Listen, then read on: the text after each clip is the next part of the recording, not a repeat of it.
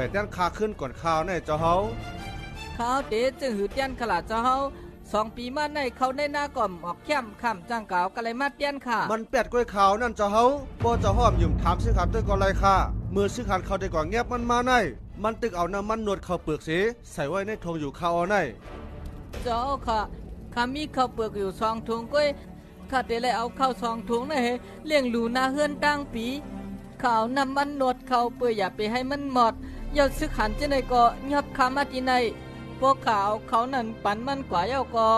กวนเฮือนข้าช่ำแต่กินอีสังขละบ่มันแต้นนี่คาขึ้นก็เจ้าเฮาแต่ละใจมันเอาหน้ามันสาดแต้นข่าวพวกเอาหน้าปั่นมันข้านึงแค่จังเตียนเขาเลยพวกเอาเขาดัง2ก็ไล่ต่างเล่านี้กว่าเย้าแลแค้นตัวเจ้าเฮาเตียบตัดตราปันสีกำค่าเจ้าใจสีทัดเจ้าใจเทวตัดขาย้อนหลัดอ่อนตั้งลาดแหละเจ้าเฮาค่ะ